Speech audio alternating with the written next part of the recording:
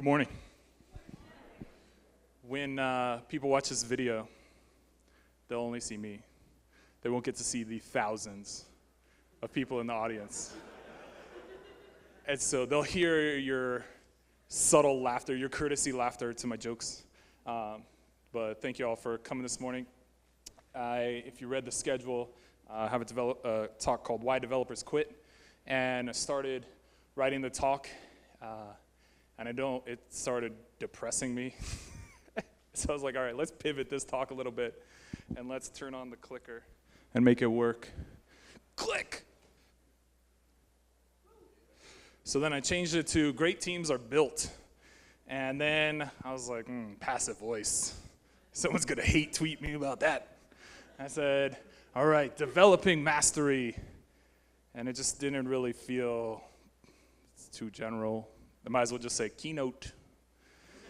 And so I, of course, as you do when you have a question, I go on Twitter, start talking. And a friend of mine, based out of New York actually, says this. And I was like, don't worry, bro. I like to use the sarcastic bro or brah. I got that part taken care of. And he goes, no, that's the title. Touche. Thank you. Thank you. So this is a talk that kind of summarizes a lot of the things that I've learned and read and thought about over the last 10 years of my professional career, and I hope there are one or two things that are interesting about that to you. Before we get started, I would like to go zen on you for a moment, and would like to ask you to close your eyes and take a few seconds to think about why you came today and why you came to the conference at all. Because I guilted Wayne into it, that's true. And then more importantly, I want to ask you the question, how does it fit into your life plan? How does it move you forward to or towards becoming the person you want to be?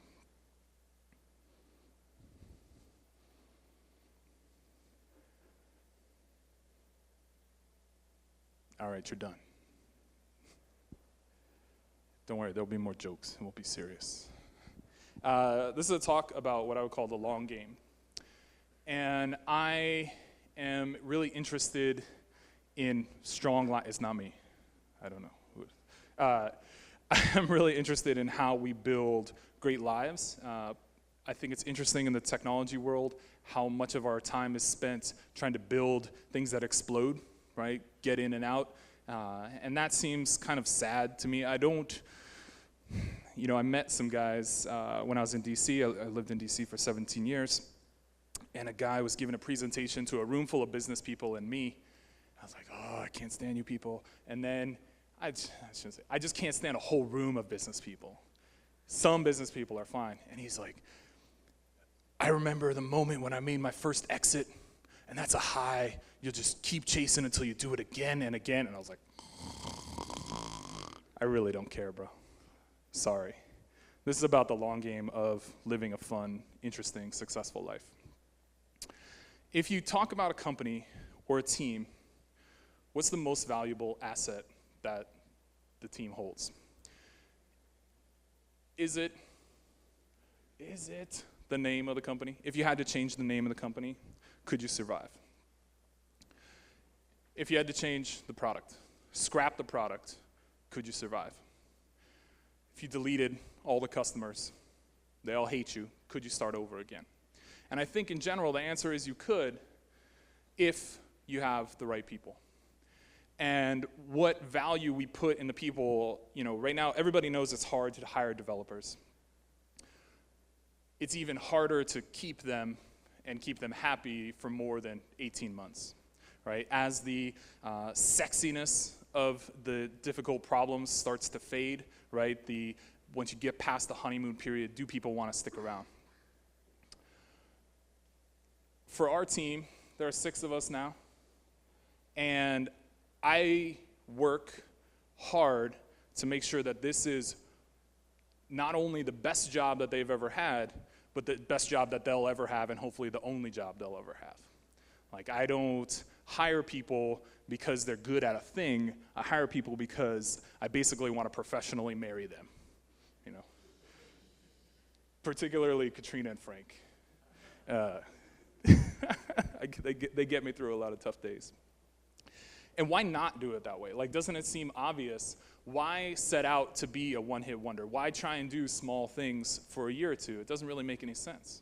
You won't walk away really and start over the next time. You know, you'll have this illusion that the next company I work at, everything's gonna be great. All those problems, those middle managers at the old place, they won't be there. And these middle managers, they seem awesome. They drink beers. It'll be fantastic. It's a lot more complicated than that. And specifically, I want to start with talking about developing happiness. Why? I come from a background in public education, and it's one of the things that whenever friends, old teacher friends, come and tour an office I'm in, they're like, there's a fridge with beer in it, and people are drinking at their desks. Like, I know, isn't it weird, right? Or it's bourbon or whiskey or all these things. Why do you have that? Because you can, number one, right? Why do you have t-shirts? Why are we always cranking out more and more t-shirts, you know? So you guys actually have low density. I'll presume you guys work at Harvest. Overall, most of you people are wearing normal people clothes. Most of us take our company and our friends' companies and so forth and just wear them around all the time. And why do we do that? And I think it connects back to Abraham Maslow. You've probably in one time or another talked about Maslow's hierarchy of needs. Down at the bottom level, he talks about physiological needs, that in order to be a happy person, you need to have these physiological needs met. You need to feel like everything is okay. You need to have confidence in what's going on. You need to be safe, right? So keep on going up the stack. Belonging, you want to be a part of something. Esteem, you want to feel good about yourself and feel that others feel good about you as a person. And then after all that, you can reach what he considers the pinnacle, self-actualization, the process of becoming the person you want to be. In the development world, that's where the beer fits in, right? Or the food and having nice desks. And the safety comes from straight cash, homie. Like, you don't want, if you're a boss, you don't want your developers thinking about how am I going to pay my cell phone bill, right? How am I going to pay my rent? Because they're not going to be able to focus on those higher order tasks. That's a big part of why pay is so high. Those t-shirts demonstrate that you're a part of something and also shows that other people are part of the same things you are, right? I'm a Harvest user and I'm like, yeah, high five, because they got the t-shirt. And we get to express to each other that we're part of the same club. But the top two levels we really suck at. Esteem and actualization. Let's talk about how to improve that. So how do you build esteem? The trick with esteem is that it's built backwards. You can't front load esteem. I can't really effectively stand here and like pump you all up and be like, yeah, you're good people. I don't know you, but you're really awesome and you're gonna do great work. Esteem comes from the work you have done and the things you have done in the past. As teams, as developers, how do you reflect on your work? If you follow agile processes, you probably have retrospectives. If you follow practical processes, those retrospectives often get pushed back. We don't have time for retrospective. We'll do it after the next iteration, etc. We're terrible about looking back, right? Because that's not really the engineering way. The question that you try to solve on a daily basis is this possible? Can this be done? Right? And once it's done, it's not really that interesting to you anymore. And so it's very easy to walk away from those problems, walk away from those accomplishments, and just move on to the next hard thing. In order to continually improve your processes, you have to focus on both the problems and the successes. When we do retrospectives, one of my students coined the term, well, I don't know if he coined it, but he spread it across the entire class, snitch and bitch. And I was like, that's funny, but I hate you, right? And that's a lot of time what retrospective turns into. It's like, you sucked. You said you were gonna have this done on Wednesday, it's still not done today. Oh yeah, well, you're a jerk. Yeah, great. Or even if it doesn't sound like that, that's kind of under the surface. And not often enough do we spend retrospective time saying like, you know what? That thing you did on Monday, that was pretty awesome. Because it's awkward, right? Like we don't spend a lot of time giving each other kudos. It is nice to come to a conference and Wayne comes up and gives me a hug. That's one of the things I love about conferences, is getting to see friends maybe I haven't seen in a few years and just enjoying each other's company. But when you're at work, when you're on the dev team, how often are you giving high fives? How often are you recognizing the work that other people have done and complimenting them on it for no reason other than to make them feel good about themselves? It's instead much easier to kill esteem. Often we do this by focusing on blame, right? Things go wrong. Things always go wrong, right? Deadlines always slip. Managers, I think, poor managers are one of the biggest killers to esteem. You know, you'll hear people say, this is kind of on the quitting topic, developers don't quit companies, they quit managers. And a difficult or tough manager, I shouldn't say tough, but a failing manager, especially someone who like takes credit that they don't deserve, someone that doesn't pass those kudos down, somebody who focuses on what's wrong, can really kill the esteem from a team. And really, that comes down to them being assholes. But it doesn't have to be that way. Esteem is built really well in communities. When you feel like you're all in it together. When you celebrate those successes. When you do hit a deadline, and then you celebrate it. And not celebrate it like, hey, we're going to leave early so everyone can get the hell out of here, right? But celebrate it like, hey, let's have a party. Let's look back at what we did. Let's look at the code. Let's code review, etc. Overall, more than anything else, esteem comes from shipping. And it was fascinating to me. I was recently contracting at a big company for a long time, or for a year. And to see the effect of not shipping software was really amazing. To see some of the most passionate, smart, interesting people I know work super hard on software, see it get 90, 95% done, and then to get the project canceled, and to watch what that did to their spirit, to their esteem. It's crushing. When you do code reviews, this is often the purpose. Make sure you didn't fuck up. Instead, you can build esteem by focusing on the story of the code. Why did it turn out this way? You know, all code is bad in one way or another. All code is good if it works, right? So how did you arrive at this point? It's too easy as a team to have people do what they're good at. It's a lot harder to have them constantly shifting around. You know, I was talking to a friend from Pivotal the other day, and he was explaining the process of pairing with one of their designers. He's a longtime developer, pairing with a designer, and how eye-opening it was to their process. You know, and I don't think you need to pair with a designer every day, but if you did it for an hour a week, how might that change your approach to your programming, your approach to your team, etc.? Is your hour going to be that valuable while they're slinging pixels and you're like, I don't know, just make everything black? Probably not, right? But the value to the team, the long run, the long game value is high. When you do those retrospectives, instead of looking at what went wrong and trying to make sure it doesn't happen again, focus on what went right and just do more of that. Because things will always go wrong. You'll never solve all the problems, right? Do the right things and do more of them. If you build up that esteem, you can start to reach self-actualization. Which comes back to that question of, who do you want to be when you grow up? As a team lead, you have to think about, who do they want to be? The people on your team. And there's a difference between dreams and goals, right? Dreams are like, I want to be Aaron Patterson. Okay. Goals say, I want to be Aaron Patterson, and this is how I'm going to do it, right? You have to have a trajectory of where you're going. And that's why I asked you that opening question of like, how does this fit into your life plan? And there were probably a lot of you that said like, shit, I don't know. It seemed like I don't have to go to work today. That's part of my life plan, right? But it has to be more than that. Like you could just, as Nick said, go up to the desk and play Minecraft or whatever, right? It's not just the work, but hopefully this fits into a part of your plan for where you're going. Let's talk about becoming a programmer. I'm presuming that most of you self-identify as programmers. I pretend to. And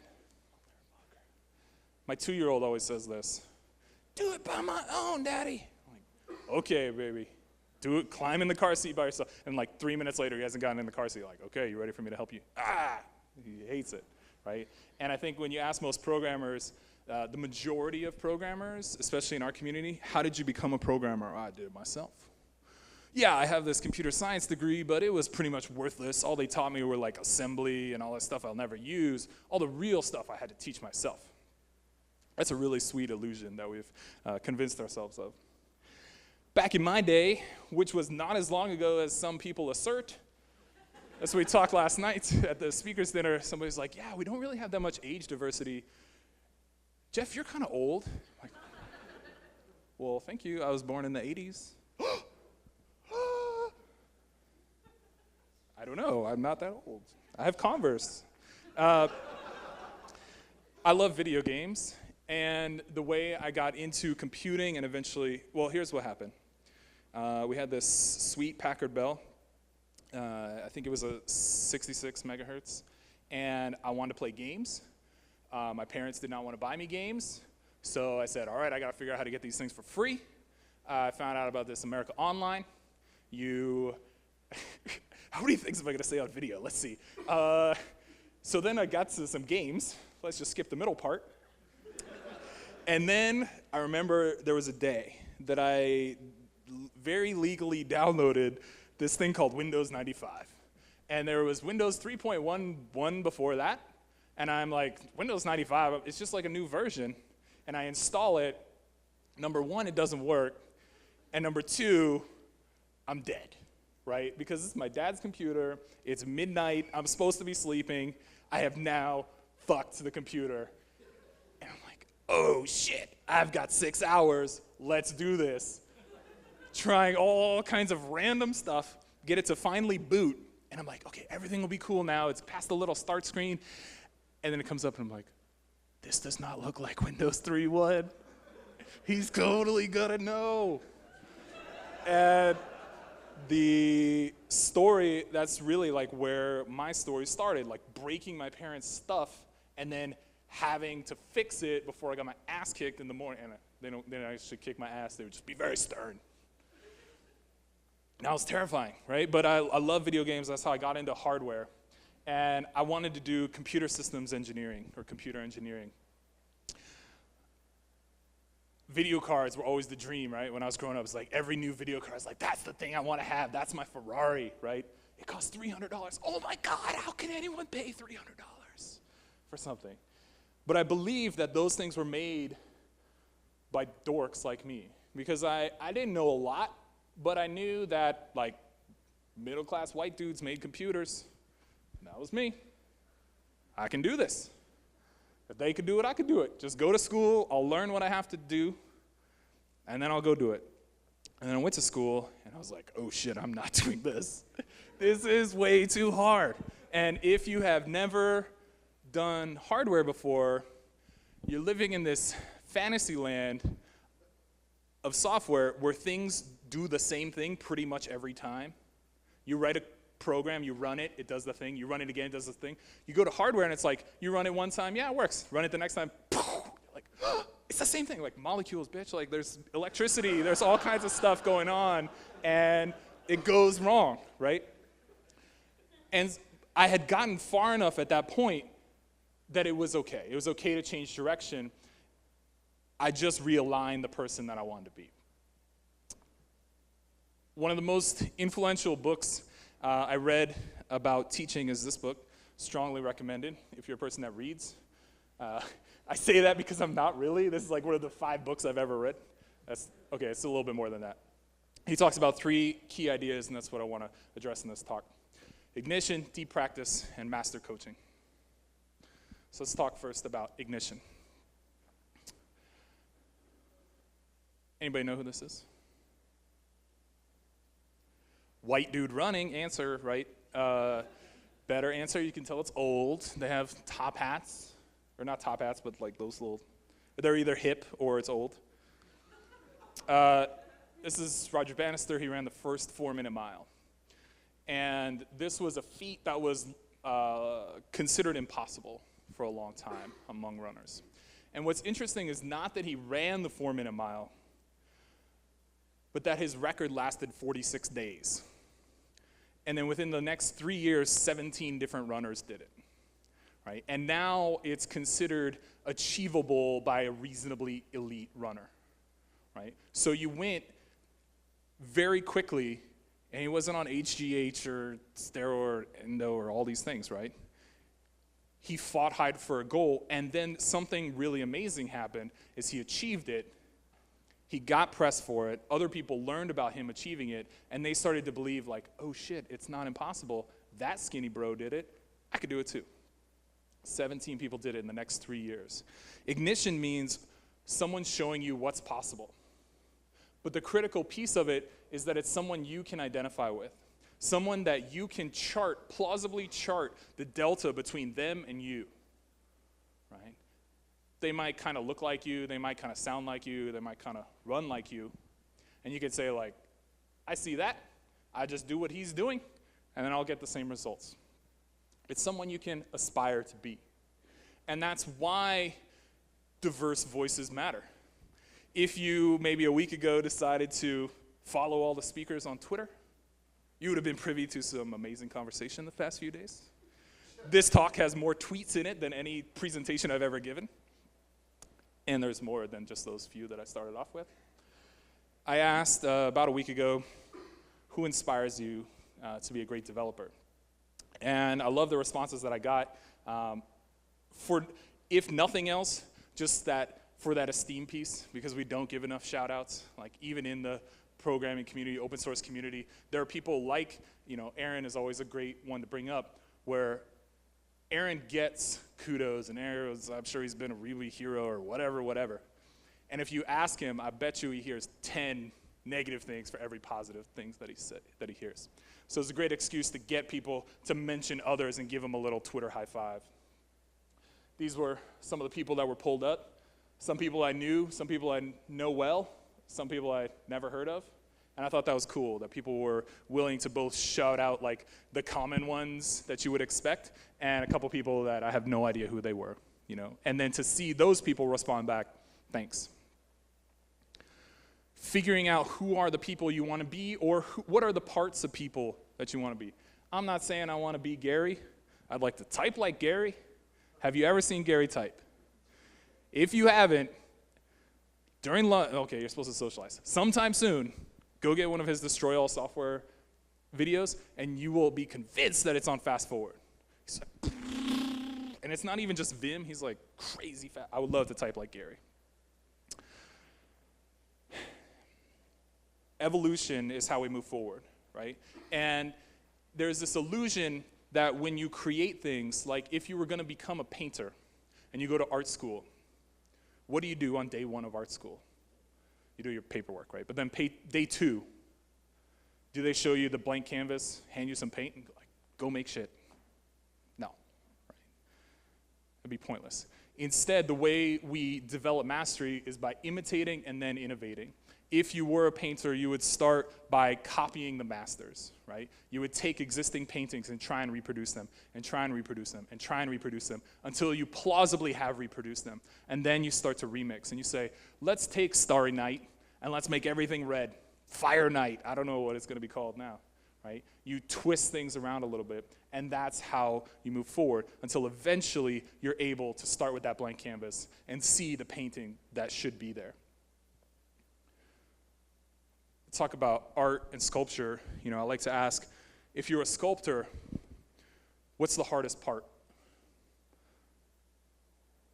What's the piece that's hard about making a sculpture, right? And the answer is not chipping the marble. How much of our time and energy do we put into writing more code, spending more time, etc., chipping more marble? It really doesn't matter. What matters is seeing the sculpture beneath the marble, seeing the patterns behind the code. Ignition happens when you see somebody and you can see that sculpture inside of you, right? You can see that person that you want to be if you just round a few more elbows and chip away a few more bits. So part 2 is deep practice. Opportunity number 2. Anybody? All right. Boom! Thank you, Carol. Correct. Mihaly Csikszentmihalyi. I knew his name and I still couldn't Google it. I couldn't get close enough for Google. I was like, oh shit, I know the name of his book, so I can go find that, and then da-da-da. Professor of psychology, wrote a book called Flow that you should read. And he has a saying that I've completely co-opted and say and sound smart myself. For each learner, you need to challenge them just beyond their ability and support them just below their need. And that's when you achieve deep practice. Challenge just outside of your comfort zone and support just so you're just barely uncomfortable. And if you try and teach, that's the sweet spot that you want to hit. But that's difficult for us. Instead, we try and characterize experience with time, which is meaningless, right? 5 years of experience. And in our work, we have the opportunity to work with a lot of great people, including many developers who have been in their jobs for 10 and 15 years. And it is honestly heartbreaking to work with some of them. Be like, damn, bro, you have been solving the same shitty problem for 10 years, and you are not good at programming. I don't say that to them, because that's going to rip apart their hierarchy and not help them. But that's what I'm thinking in my head, Jesus Christ, I'm sorry, I shouldn't say that. Your team is really letting you down. Your managers are letting you down because they are not pushing you hard enough to become the person that you could be. You seem like a smart person. You could be a great developer. Right now, you're not. Putting in time really doesn't matter. Deep practice doesn't mean just being busy, and it doesn't even mean hard. So I don't like to play too much with words, but I do draw a distinction between hard and difficult. Hard are things you don't want to do. There are many days that I wake up and I'm like, email, fuck. Why are there so many of them? Writing all those emails is hard, but it's not difficult. Difficult jobs are ones that you're not sure of the outcome. You're not sure how it's going to be achieved, and you're not sure if you can be successful at all. I know that if I put enough hours into my inbox, it's going to be empty for a few minutes. It's not a difficult problem, it's a hard problem. Deep practice, when things are difficult, it pushes your limits. It's something that you get so excited about, you go home and you tell your significant other about it. You tweet about it. Check out this thing I did. The goal of deep practice is not just to push forward, but to build your scar tissue, right? There's this cheesy phrase that I like. It says, amateurs practice until they get it right, professionals practice until they can't get it wrong. And that's what deep practice is supposed to be. You're supposed to develop that scar tissue until it's so hard that it can't be broken. And as a developer, especially in our field of web development, our little piece of the ecosystem, you have to seek out that deep practice because the problems we solve are generally not that difficult. Sorry. Some of the ways you can do difficult work. Algorithms. A year ago, my daughter was having a hard time sleeping, and for an extended period, and I would sit and program, and I needed something that was exciting, and I decided to try and clone Warcraft in Ruby. And now that sounds like a very ambitious goal, which it was, and the trust that the achievement was at best 4% of that goal. But it led to algorithms, and I was like, yeah, when you want to move a little character from point A to point B, and there's all these other characters and water and stuff in the middle, how do you figure that out? I'm like, there must be some Wikipedia about this. I found out about the A-star algorithm, and it was some of the most fun I had programming for just a few hours, right? But a year later, I still think about that day. That was difficult. I didn't understand what I was doing. I wasn't confident it could work. I followed the resources available to me. They gave me a little support. Of course, none of them were in Ruby, but I'm like, I can figure this out. And I did. And I told my wife about it. My wife is much smarter than me, but man, she does not care about algorithms. And I was like, A-star, you can move this guy from here to here? I'm like, great. Can you play it? And I'm like, no, you can't play it. But the tests run, and they move the guy correct. She's like, let me know when I can play it. Like, data structures, same kind of thing, right? I've been thinking about this a lot, particularly lately. I'm giving a talk later this year about simulating hardware in Ruby, just because it's something I want to see if I can remember how to do. Like, can I build up AND gates and NOR gates and turn those into adders and multiplexers and registers and build up a CPU and all that in Ruby? And of course, like, I'm sure you won't be able to measure it in megahertz, what clock's in there. It'll be just hertz as it goes through Ruby. But things like those kinds of challenges. User experience I put in there. You know, it doesn't have to all be computer science. I think of difficult problems as problems that are inherently unsolvable, and user experience is one of those. Performance optimization, and lastly, code under constraint. If you've never had the opportunity to do a code retreat, there's a code retreat on Sunday, right? Do it if you haven't done one before. One of my favorite things from code retreat is just solving the same problem over and over and adding in new constraints, right? And so when Corey Haynes, the first code retreat I went to, I'm like, I got this. I teach programming, no problem. We're going in, like, I don't know what I'm doing. And he's like, all right, this time I want you to program with no ifs. And I'm like, what? It's like, if statements are not object-oriented programming. And ever since then, I'm like, if statements are not object-oriented programming, you should not use them. Some of the ways you can practice those things are code katas, refactoring existing code. One of the things that's interesting about refactoring, so Katrina obviously talks a lot about refactoring, which then means I talk with her a lot about refactoring. You don't have to keep it.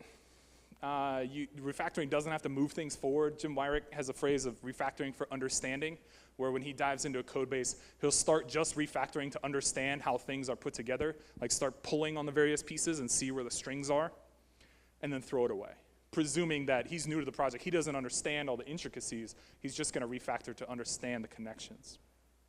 Contributing to open source is a difficult one, trying out a new language. But then lastly, teaching and mentoring is, as people say, like, this is not a surprise. It's incredibly challenging. It's incredibly difficult. I've learned so much through teaching. When I started teaching Ruby, I didn't know that much about programming. And there were so many things I was like, just do this. It works like this. Yeah, it does. And some people were like, I don't think it works like that. I'm like, I'll get back to you tomorrow. Yeah, so it doesn't work like that. In fact, it works like this. Katrina has been working on a great project called Exorcism. Are there any Exorcism users? Oh, wow, that's a lot. Thousands. Exorcism is a project to give you simple code challenges. These are challenges that we wrote up for our class, warm-up exercises, that you can try, post your solution, and get feedback from. And people do a pretty good job. You can tell from someone's code generally what kind of feedback they need. Like, do they think they're hot shit or not? And people that are easier, they generally get easier feedback. And my code, Katrina rips me apart to the point where I'm like, jeez, lady, like, I'm just doing your thing. Like, give me a little break. That's what deep practice should look like. Deep practice should be uncomfortable. I gotta start moving faster. Too many stories. Getting feedback. Ignition, practice, feedback. You can't have deep practice without feedback. And this is one of the parts that we're worst at. We all think you can do it by my own, right? The reality is that computer science and programming, you're one of the only fields where you get constant feedback. The computer is your teacher. It's just a shitty one, right? Where you look at this feedback, you're like, what? Which one is which? Which one means end of file and which one means missing end? I don't know. I still don't know, right? You've made it this far on that shitty feedback, right? Error-driven development. Like, any of you who think you would assert that you didn't learn programming that way are lying. And it's not good enough. It's not good enough to push you forward for a whole career. It's good enough to get you moving, but it's not good enough for a whole career. Yeah, that's what I said. You need coaching, and you need outside coaching. You need coaching not necessarily from someone who's a better programmer than you. You just need coaching from someone who knows how to coach. So let's talk about how they do that. Okay, opportunity number 3. Boom, you're learning, right? John Wooden, longtime basketball coach at UCLA, won something like 10 championships in 12 years and is studied widely as a master of coaching. And when they observe his feedback that he gives to his players, it was 75% information in bursts under 3 seconds. So it's very close to the action. It's very small so that they can digest and react to it very quickly. Not all feedback is created equal. Good feedback is specific. This feedback is not specific. What do I do with it, right? Good feedback is you should be using snake case. We're not writing JavaScript here, right? Measurable. I know whether or not I have succeeded in correcting what the issue that you saw. Instead, give me a threshold. Actionable, it's clear what to do. Or if any of you are in the design thing, like design feedback is often the worst from clients. You know, my good friend runs a design agency, and they have a list of banned words that clients agree not to use. Like one of them is pop. Like, it needs more pop. Pop is not actionable. Like there's not an action which gives more pop. Instead, you describe what needs to be done. Realistic, this is one we definitely struggle with in programming, right? Instead, take the small steps. You're more likely to get them right. And lastly, timely. When we do those retrospectives and we push them off and we push them off and we push them off, it's why they lose value. It's because they're no longer timely. Instead, we need that feedback as soon as we've done it, right? It's not valuable for him to watch video from 2 weeks ago and give a player feedback on it. It's take a shot, feedback on the shot, snap your wrist. Okay. Specific, measurable, actionable, realistic, timely. Yes, it forms an algorithm, or acronym. I hate acronyms. I think they're stupid. So that's them. Jesus, I gotta hurry up. It was so short when I practiced, and that's how it always goes. Where are you trying to get? And that's the second half of coaching. Coaching is feedback and guidance. Where is that place that you're trying to get? If you do want to be Aaron Patterson, what's the delta between Aaron Patterson and you? It's probably not that large. The ideals that you strive for are things that can never be fully achieved. I want to be a great open source programmer. That's a great ideal, because you'll never get there. You'll always think you're a mediocre open source programmer. A bad ideal is one that is strictly measurable and achievable, such that you can move on from it, right? But instead, to say I value readability above cleverness, that's more of like a mantra. It sticks with you over time. On the other hand, you have exemplars, and exemplars are your checkpoints along the way. These are the little pieces that show you that you're getting somewhere, that you are making progress.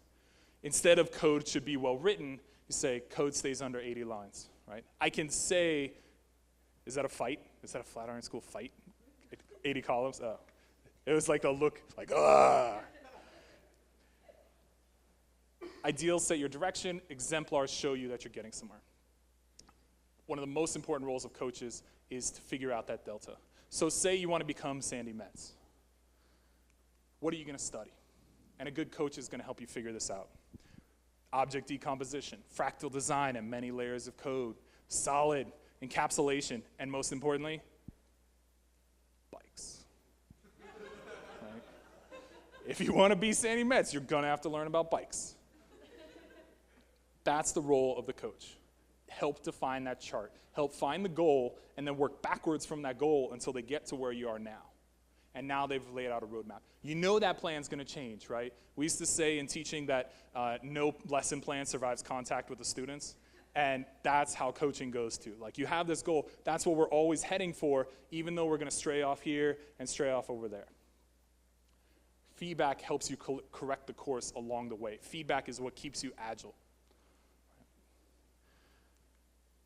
So, a master coach. I'm going to recommend to you that for your career, if you're a developer, and for your company, if you're a boss, that you need a dedicated coach. That you should have someone on the team that delivers no direct business value. And it's probably going to be your highest paid person. A person whose only responsibility is the quality and growth of that team. That's when you know you're playing the long game, right? When you have that engineer or that person that could be building great stuff right now, but instead you're going to sacrifice those years and you're going to turn the rest of the team into those same people, right? Would you rather have one excellent developer today or 12 excellent developers 2-3 years from now? If you're playing the long game, there's no question. A great coach has a few qualities. Empathy is number one. Expertise in the subject, experience having done it, and those things are subtly different. Organization to keep track of all these people and where their goals are and what they're doing, and passion. If you have to give up one of these 5, which one would you give up? I'm almost with you. Not organization, that's like the most important one. Expertise. It's actually not important as a basketball coach that you can shoot free throws. As a developer, as a coach of developers, it's actually not that important that I can program. All the other 4 matter much more. And so if you think about a coach and you say to yourself, I can't even hire an experienced developer, consider what would a coach look like that's not even a developer, right? Somebody that's just been in the business world, maybe been in the startup world, maybe been in the tech world, maybe, God forbid, some high school teacher that could start shouting shit at people. Great coaching is the difference between the short game and the long game. How great would it feel 20 years from now to feel like you were a part of a technology dynasty? Like, wouldn't that be a ridiculous phrase to say, number one? But number two, like, damn, we've been doing this together for so long. Yes. Okay, I really need to finish on time? Yes. Okay, that's the end.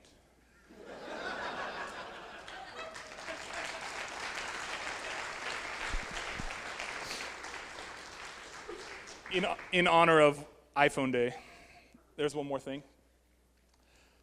So as I said, we've been having a lot of conversation the last few days, specifically around a thing called RubyConf. Headed to Miami Beach. Anybody planning on going? Nice. It's Miami Beach. Not that I don't love coming to Buffalo, but Miami Beach. So a couple days ago, the program goes up. And we're like, I'm on it. It's my first RubyConf talk since my very first talk. My very first technical talk was at RubyConf in 2008. Kobe and I were reliving the ridiculousness of when I showed up the night before. I was like, so, AV dude, I need 2 screens with 2 projectors. And he's looking at me like, what the fuck are you talking about? Like, don't worry, I brought my own projector and screen from my classroom, an extension cord, I'm gonna hook it all up. And he's just like, all right. So where this got interesting is people start looking at the program and you're like, dude, 3 dudes in one talk. Oh, really? What did I really? Well, I didn't do my research. As it turned out, other people didn't actually also. That originally the assertion we got to was that there were 2 women, there were actually 6 women. I love Sarah, and I mean, not in a way that like my wife would be bothered by, but like Sarah is a person that you talk to for 30 seconds and you just feel that passion. You're like, whatever you're doing, I love it. And so when I saw her write this, I was like, oh, Sarah's sad, that makes me sad. I don't like this. She's very reasonable and I think knows all these people very well, and went on to this. And I've been thinking about it a ton, traveling by myself. If you have kids, then when you travel by yourself, you're like, this is so easy. I have so much time to just sit and think. I've been thinking and thinking and thinking and thinking. And I have a long-term goal of creating the community that I want to see. I have spent the last 10 years teaching programming, particularly to persons who are not like me. And I want to push this thinking forward. How much I got? Minute and a half? It's much like the standardized testing problem. People love to talk about, oh, you're in education. What do you think about standardized testing? I say, it doesn't fucking matter. And they're like, what? You're supposed to be up in arms and burning it down and all this stuff. Like, no. If you know math, you can pass the standardized test. The problem isn't the test. The problem is kids don't know math. Same problem here. If everything was hunky-dory in the industry, we wouldn't be talking about conferences, right? Conferences would look exactly how we think we want them to look if our industry were already that way. But it's not. And conferences have both the ability and the responsibility to reflect the place we want to go to be that ideal that we want to pursue, the direction that we want to go. And conferences, being up here on the stage, have a tremendous ability to ignite people, to be that first step of the process, to show them the person that, like, I thought I wanted to do that thing. I saw that jerk do it, and I don't want to do that. But the next person who comes on, they were pretty good. I think I could do that. A lot of people, use this old phrase, and I've adopted and say to myself often this variant. And so I said to myself, all right, we got a problem. I'm going to do what I can to fix it. I have 1 more minute, 0 more minutes. All right, you can just cut the mic. I'll start shouting. So we are starting a thing called Speaker Core. And every good idea I've had, pretty much my whole business, I stole ruthlessly from Teach for America. And so I even started stealing some of the language from Teach for America, et cetera. If you hate Teach for America, we could debate that at lunch. And this is a program that we're launching to coach underrepresented voices that self-identify as not seeing people like them give conference talks. And so if that means you're a woman and you don't see people like you, that means your sexual preference, you don't see people like you, your economic background, I don't care. We're going to help you out. We're going to help you become the person you want to be. Between the 6 of us, I skipped it. Between the 6 of us, I think we've given 100 conference talks. I presume that other people are going to help us out.